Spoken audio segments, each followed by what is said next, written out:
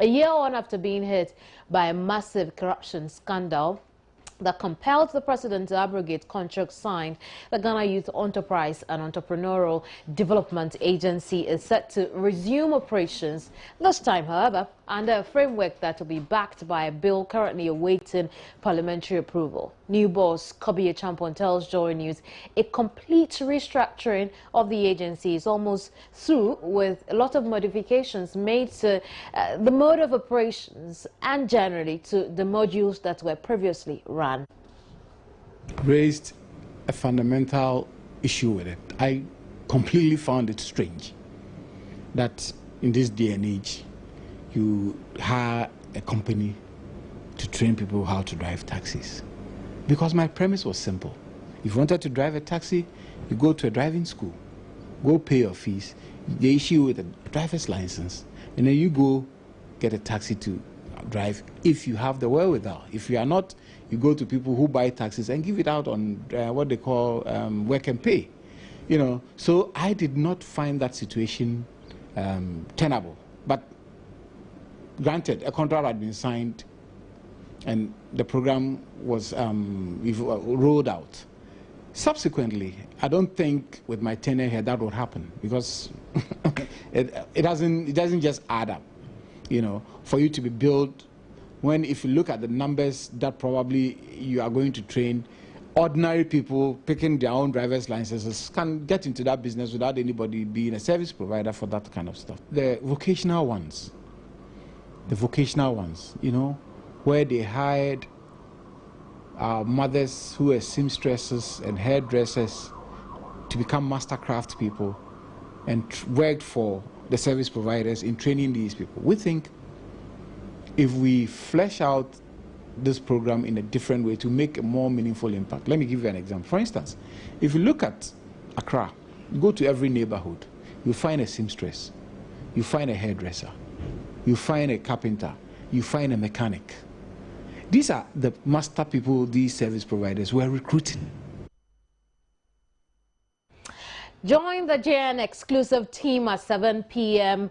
For a full of that interview with Jada boss Kobi Champon. Now we can go back to our earlier story that had to do with the confiscation of properties belonging to Nayeli Ametefe. Emmanuel Antes joined us now with more. Hello, Ma. Yeah, hello, Kevin. Right, so you were telling us that you indeed visited the property too. What did you see? Well, the place is an uneasy calm. There's an uneasy calm at the place at the moment, let me tell you. And when we got there, we started taking shots of the building. And then all of a sudden, we saw two cars rushing to us. And then one came to park behind us. The other passed us and went off. And then it turned itself and it was coming back again. And so we had no option but to leave. So we had to leave in a hurry. And then we went to stand at a point to take a longer shots of the place. And some guys also came out again and they were trying to look at us and all that. So it was a bit of a problem for us. And so we were afraid and we had to move quickly from there, and we moved. So at the moment, you go there right now and you will feel it. When you get there, you feel the tension. And you feel, because anybody we talked to when we were trying to locate the place, everybody who knew the place was telling us, no, they don't know anything about it. I guess there is some kind of panic or something going on, and so nobody was willing to tell us. Even somebody at the junction that to Nayeli's house were asking, so that she doesn't know, and she was laughing, she was smiling, and so that's what we saw today, Kemini. Very well. Visiting the house, do you think there are occupants in there? Yeah, it seemed as if there might be someone there, because we had a noise in the house. But we do not know whether, probably it might be the next neighbor. But from where we were standing, we went to stand right in front of the gate to take some small shots, and then we had a noise from there. But we are not sure whether it's from the house itself or the next house, which is right close by it. Very well. But it seems as if there's some people living around. We'll leave it here for now. Thank you very much, Ima. Emmanuel Anta joined us from East Legon, where he's been following up on the confiscation of properties belonging to Naili Ametefe.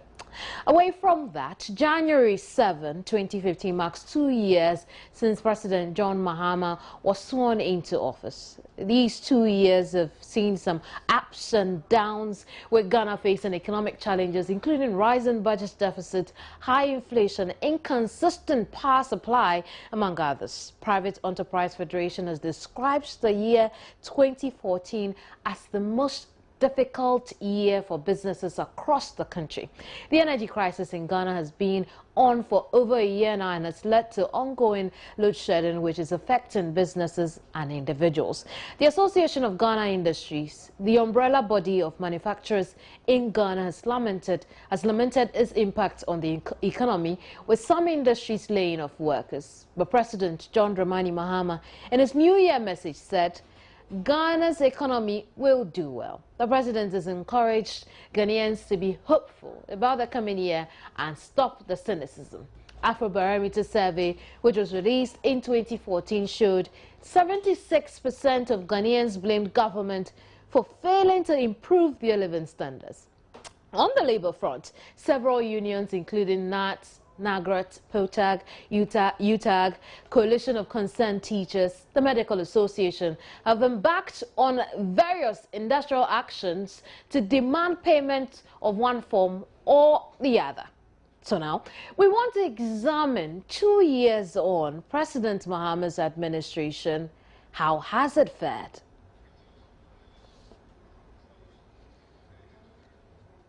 Dr. Ali Duseidu is a political scientist and he's joined me over the telephone.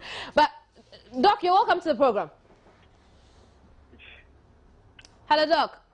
Yeah, I can hear you. Thank you very much. I'm going to come to you in a bit, but our presidential correspondent, Gifty Andrew Appiah, has joined this conversation. She's been with the president since he started his tenure in office, and I'm sure she has some information for us today. 2 years down the line, Gifty.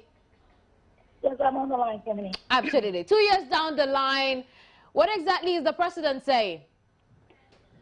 I beg your pardon? I'm saying the 2 years down the line, what exactly is the president saying? Well, he hasn't said anything. This morning we've heard him on Angel FM in Kumasi. That was also rebroadcast. I think it was a simultaneous broadcast, something that was live. I understand was done at the president's residence, and it was also on Radio Gold as well. We heard him say a couple of things, spoke at length about the issues here in Ghana. He spoke about capitation, education, and all the other areas that you might be interested in. That, of course, the people of Ghana are interested in. That's how he started the day, actually. And later on from there, he came to the Flagstaff House where we were waiting for him to inspect the Guard of Honor as part of Flagstaff House Guard Duty Exchange that was happening there. This is something that has been was initiated actually by him in May 2013, not long after he relocated from the castle to the Flagstaff House. And it is something that is done at the Buckingham Palace, where different arms of the armed forces, if you like, here in Ghana, rotate presidential guard duties among themselves. So that's what he walked into today. My understanding also is that he's spending the day on a cocoa farm sometime later today? Yes, but before we go on to the cocoa farm, let me just quickly chip in this that the new security that we have at the Flagstaff House is quite special, and it's special because it is an all-female guard, Kevin. In this situation, we have the Ghana Air Force transfer or hand over presidential guard duties to the Ghana Army, and the people that are coming from the Ghana Army to take over the presidential guard duties at the Flagstaff House is an all-female band. Was any reason given for that? No, of course. No, there was no reason given. We just had the announcement, and of course we saw the people marching on the field. We don't know, but I guess it's something special. The special arrangements within the Ghana Armed Forces. So that's what happened with the guards today. But right after that, he's moving to Asin in the central region, where he's expected to spend, of course, a day on a cocoa farm that is owned, we are told, by a young person. And the president, including telling the media that we'll be traveling with him are all expected to work, actually fold up their sleeves and work on the farm. That's how he's spending the day. Gipti, we'll leave it here for now. Thank you very much for that information. But Dr. Alidu Seidu is still with me here. Let's find out from Doc what he thinks about Mahama's tenure in office 2 years down the line. Dr. Seidu. Yes, please. What would be your response to that? I would say the President Mahama's first 2 years have been a mixed field one. It's full of mixed feelings. First of all, his authority and legitimacy was challenged by the opposition party in the Supreme Court. We moved from that particular point, then we were met with a lot of energy challenges, the economy going so low and down, cost of living becoming very high, and several other issues. But when we juxtapose these shortcomings or a little bit of promises he has not been able to accomplish, we realize that he's also done very well. The government has been able to do very well in terms of infrastructure development. We see new projects and new roads coming up, important roundabouts and circles in the country being renovated, and new ones are being constructed. We've seen a lot of hospitals, a lot of clinics, schools, and several other developmental projects going on. In terms of governance, the Mahama government in the past 2 years have done very well. We've seen that last year, the Mo Ibrahim Index ranked Ghana as one of the highest countries which is prospering in terms of democratic governance, good governance, and all those things. Then we've also had the Fitch ratings, the Standard & Poor's downgrading Ghana in terms of its economic development and consolidation. We've also had last year the CDD Afro Barometer survey revealing that the Ghanaian public are very skeptical about government's commitment in fighting corruption. The level of transparency and accountability is very low. And we also had a different report coming out, which says that at the global level, which says that the government is doing very well in terms of transparency and then the fight against corruption. So it's a sort of mixed feelings and reactions for the past year. But the government has done very well. There are still a lot of things that they have to improve on, a lot of promises they have to redeem, and I think they'll be very fit for 2016. Dr. Seidu, just hold the line for me again, just for a bit. David Agbe is Executive Director for the Ghana Institute of Governance and Security. He's joined the conversation. David, you're welcome. Yeah, thank you so much, Kamani. How have you been marking the president's 2 years in office, really, in terms of looking at what he has done? Yeah, thank you once again. My best regards to Dr. Ali Seidu. I have been listening to his submission so far. I think that generally the performance of the president, His Excellency John Dramani Mahama, is, for me, I will give him an average. I think that there are certain decisions that he has taken, which many people will agree that is a bit of amateur, in the sense that we expect him to do so many things. The expectation for his administration is so high. And so as we speak now, there are certain areas or a certain segment of the economy which we must be done creditably well. Other segment of the economy too, we could say that is not properly managed. The issue of energy crisis in this, especially the 6 regions, they are not happy, in which we believe that 2015 they should be able to resolve the crisis. And I think we lost David there. And so, Dr. Seidu, if you're there, I'm going to come to you. What would you expect the president to be reflecting on 2 years after being in office? And even the very day he was elected, you always have to do introspection. Look at the promises that you have made. Some of the promises you have been able to redeem. Others that you still have outstanding. What are resources that you have? How can these resources help you fulfill the visions and promises that you have made to the people of Ghana? Because 2 years in a 4-year term, is even though you can say is half of his term, but it's still very important, because the half that you have done, you're going to build on that particular half in the 2 years that is coming. And this is the only year that he had, because 2016 is purely going to be an election year. So this is the year that the president has to be able to do a lot, make a lot of changes, do a lot of, especially in the energy sector. The president has to do, the government has to do a lot to address the energy needs of the country, because individuals are gradually becoming fed up with the shortages.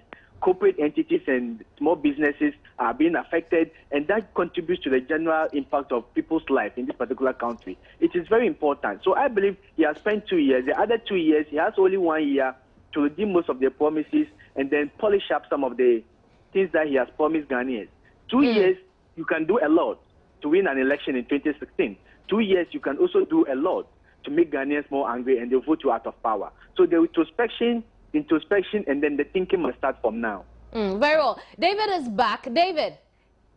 Yes, sorry that the line, went off. I was saying that... That's fine. But let's progress in the conversation. I'm sure that your point about him being average has been well made. Now, the other thing is, don't you think that generally he's been faced with, as president, he's been faced with some of the most difficult situations in the history of the Republic?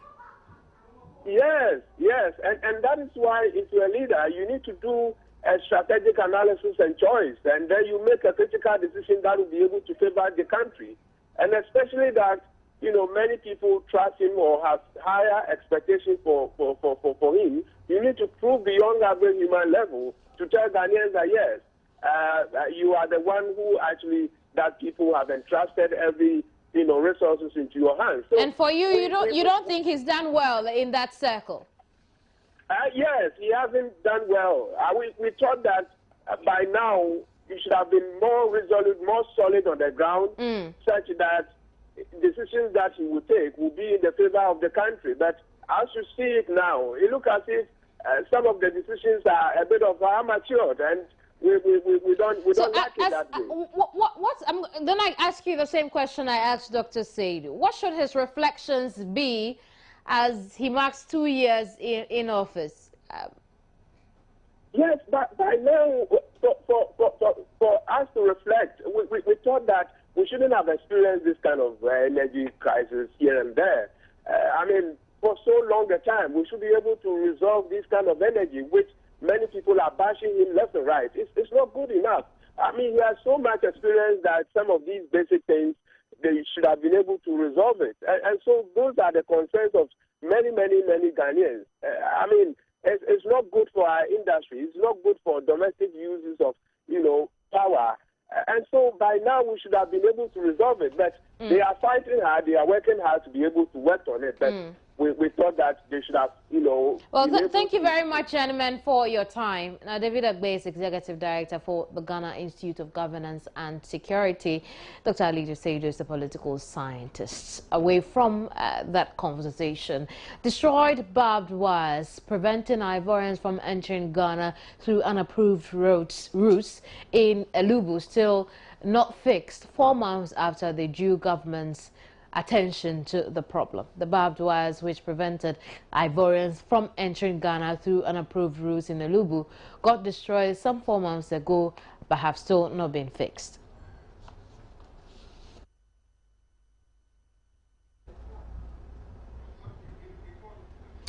Well, now, it makes it easy for people coming from a neighboring country, that neighboring country specifically, to enter Ghana without being screened. The collapse is happening at a time when the country is religiously protecting its borders against the influx of Ebola. Assistant Controller of Immigration at the Elubu border, Smarto Seibonsu, says his men do not have the resources needed to patrol the border at night, the time when smugglers patronize those routes. He was speaking in a meeting with Deputy Health Minister Dr. Victor Bampo and members of the Ebola Emergency Operations Team. At the main border here, you realize that the fencing has been disjointed, either by some criminals or whatever. And so what we do is that we detail officers to be there. The border is closed at 6:30 in the evening, both at the Ivorian end and here. So we close the border at 6:30, then we retard. Then resume at 6:30 in the morning. So from 6:30 to 6:30 in the evening, the place is manned. But unfortunately, because we are not armed, it is very difficult for us to work at night. At the other entry points, the unauthorized routes, in the morning we detail officers at 6:30. Some go and come in the afternoon, then others will go and come in the evening. But like I said, by 6:30 they will have to retard, because we are not, we can endanger, human beings who are unarmed against people like, smugglers who might be carrying other things along. Well, Deputy Chair of the Elubu Ebola Management Task Force, DSI Alexander Kpoji, also drew the Deputy Minister's attention to the speed at which education on the disease is declining in the area, which he says is very dangerous. I mentioned that we are expecting the Deputy Minister of Health here this morning in connection with Ebola. I said, but Ebola is gone. That was somebody said. And that is the general perception. Immediately the gong beaters and all people has calmed down. Everybody thinks that everything is okay. By then, you and I understand that just with one person, and it is already an epidemic. So I want to appeal that so far, it is only a cross-section of the border officers here that have received some kind of training that we'll call a very serious one. This is a serious gap I'm mentioning. Now, we had the opportunity to meet here, Mr. Enin and the co coming around to educate us. But when it comes to, just like we are meeting quite sensitive people, somebody who is in charge of the testing and reporting, I believe that if you put this man in front of officers here to tell us what exactly is happening, participants are going to take it more serious than putting me, who have listened to him and trying to do the transferring. So all that I want to put across is that the education is going down. On the same subject, Deputy Health Minister Victor Bampo says identifying such gaps and addressing them is the reason for embarking on the surprise visits. He says government is determined to do everything possible to ensure Ghana records no Ebola case. Natural thing. As soon as there is an issue, there's a hue and cry about it. And when it seems to calm down, then we all forget about it. And that's part of the reason why we wanted to come here on the 30th, and that's why we've come now. Because there's the analogy we make that, armed robbers and thieves, they come to your house when the sleep is sweetest. From 2:30, 3:30, 4:30. When you are at your most vulnerable, that's when they come in. So we are very mindful of the fact that at any time, one case of Ebola can turn things upside down. And so we are not relenting in our efforts, and we hope you are not relenting in your efforts as well. You probably may have heard, but it would be scaled up. There's a campaign going on. It's called Ebola Binti. We're trying to make it an issue that is continuously sustained in the psyche of Ghanaians. That campaign would be spread across Ghana, would be spread to all the radio stations and so on. The other thing we are doing is that we are trying to piggyback on the National Sanitation Days to do something about Ebola. We are printing some T-shirts, flyers, and so on. But it's all in an attempt to continue to raise up the profile of Ebola, because we recognize that one case and then all the hard work that you've done will go down the drain. Seth Kwame Boateng, who's traveling with the Deputy Health Minister Victor Bampo and his team, has joined me over the phone for some more. Seth. Hello, Seth. Hello, Kemini. What reasons were given for the inability to fix the barbed wires? Can you come again? What reasons were given for the inability to fix the destroyed barbed wires? Well, I remember in October, I was there with the Interior Minister, and he asked the migration officers to put together a budget so that they can put up a proper wall. As of now, we don't know the status of that yet. So it's difficult for the immigration officers to go up and down in the evening patrolling the area, because people at night come in with illegal things, And when they are coming, they are well armed, and so they are men, because they are not armed, they can't face them. So as of now, we don't know yet the status of the budget, whether it has been presented or not. They couldn't tell the minister, the deputy minister, when we went there, Kemini. You were there. How dangerous do you think it is for us, especially when people can use it at will?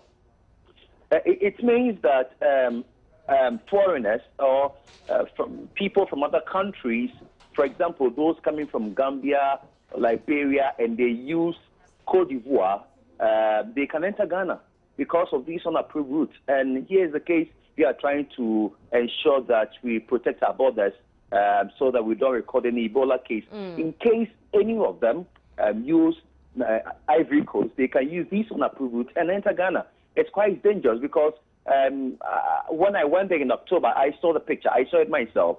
People were just using this unapproved route up and down, and no immigration officer can question them because they don't have the tools, the equipment that would help them or give them the strength to tackle these people. Very well. So what were the assurances given in this regard? Okay, so the deputy minister told them he didn't tell them or he didn't announce he was coming there because he wanted to identify all these gaps.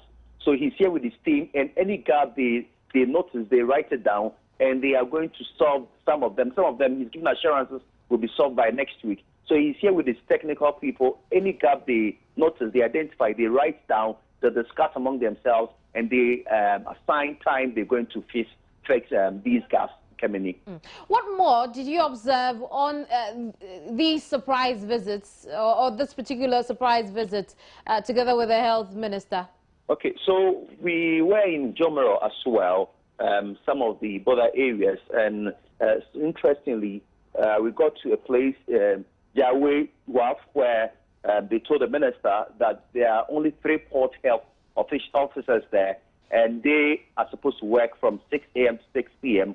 When they close, the immigration officers take over, but the officers allow people to come in, people from Cote d'Ivoire who are not well at night, they allow them to come in without screening them because they don't have the equipment, the Ebola screening facilities to screen them, and they don't also even know how to screen. So that is also dangerous that they allow these people in.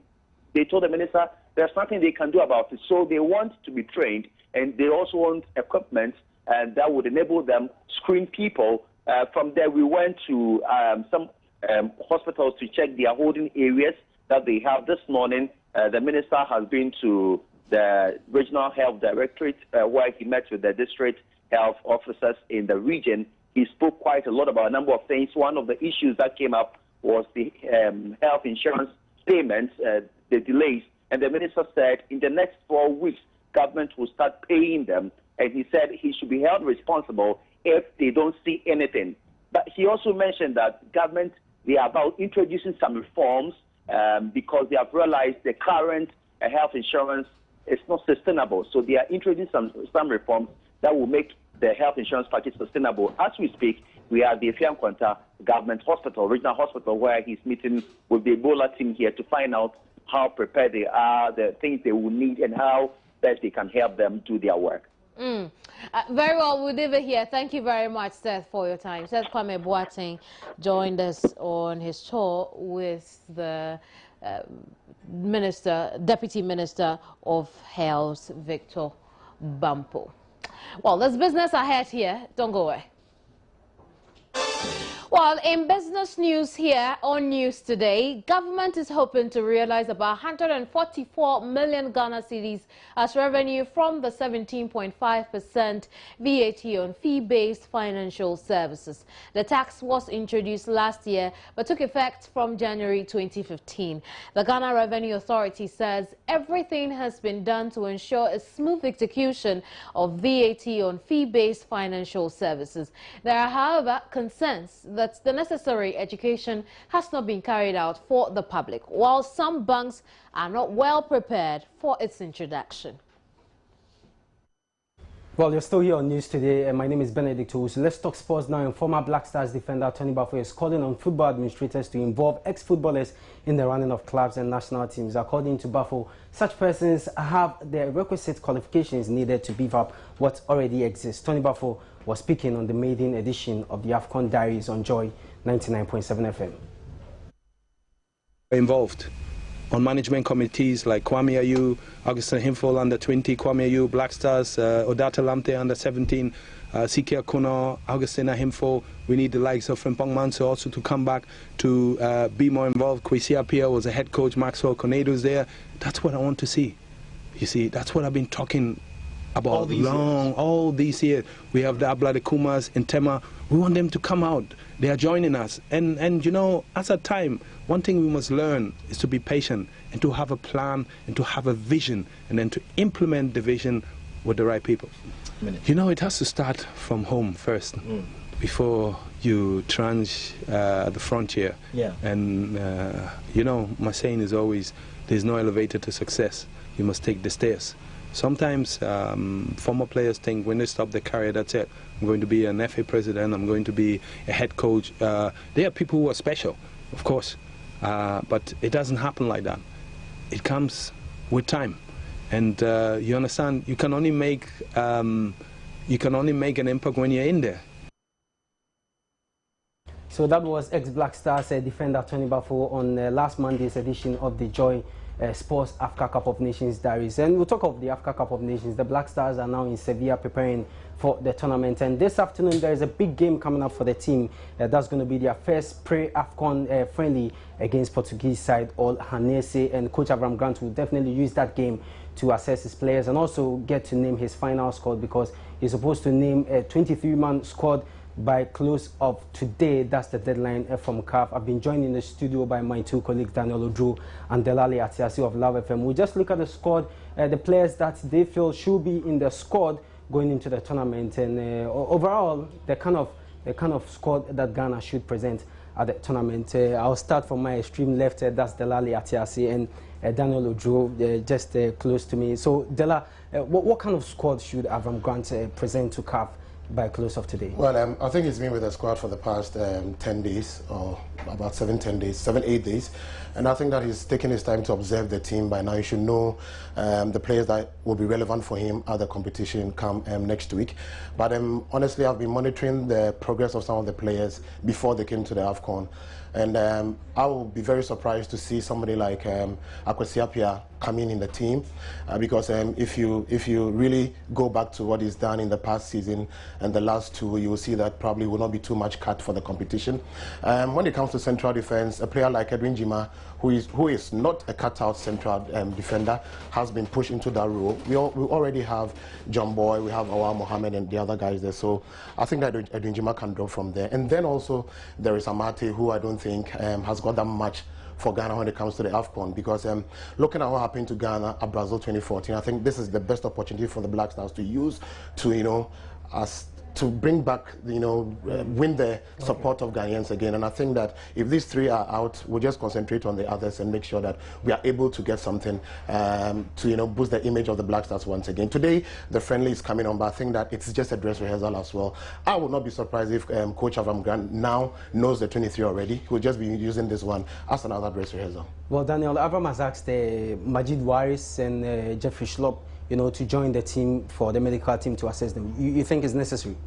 I think they are an integral part of his plans, and a lot can change with their injury situation. It's unfortunate because we've already lost Kojo Asamoah to the injury bug, and these are some of the most experienced players. I mean, we always talk about players playing regular football. Jeffrey is playing consistently in the English Premier League, so obviously his quality can never be doubted. And then you've got Waris, and then you've got Kojo Asamoah, who's already ruled out. I'm sure a part of Avram Grant is feeling that, you know what, if I can get one of either Waris or Jeffrey Schlupp to be part of the squad, it would help him. I think he wants to also assess from his own medical team whether or not these players are able to play a part, whether they can play in the second and third games of the competition. It is a difficult situation for him, but I want to see a fine blend of very youthful players as well as the experience of some of those who have been around for a while now, like Asamoah Gyan, like Dede Ayew and co, who have been around and played lots of tournaments, so and already have the experience. So it's difficult for Abraham Gant. We hope that he's able to do well, but injuries are taking a toll on the team, and I'm sure that is going to make him also ask for a more lenient target in terms of what the Black Stars are able to achieve at the tournament. Well, that was Daniel Odru, and also earlier you heard from Delali Atiasi. So the Black Stars this afternoon will be taking on Olhanese, that's the lower Portuguese side ahead of the AFCON, but they'll be playing 3 friendly matches. So the first will be this afternoon's game, which kicks off at exactly 3:30. So we'll do some other stories, and we'll still stay with the Black Stars, and Captain Asamoah Gyan has promised there will be no repetition of the chaos that occurred in Brazil during the 2014 FIFA World Cup. Now, the Black Stars team held Ghana to ransom for their appearance fees before playing their final Group G game against Portugal during the World Cup in June 2014. Speaking to Joy FM, the Lion attacker claimed the team was focused on the tournament and promised the GFA and Ghanaian public that they would deliver as expected. He added that all money issues had been resolved, and I quote Asamoah Gyan, "There is no money issue for now, everything has been resolved, and what we are thinking of is the tournament in Equatorial Guinea." Now, the Black Stars will take on the Teranga Lions of Senegal in the opening Group C match on Monday, January 19 in Mongomo.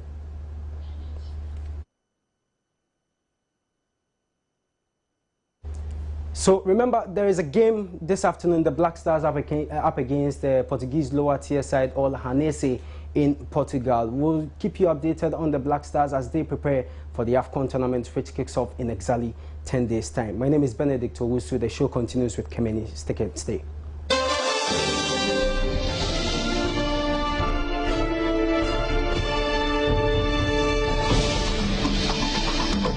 That's it for the app, but there's more news on myjoyonline.com. Do visit.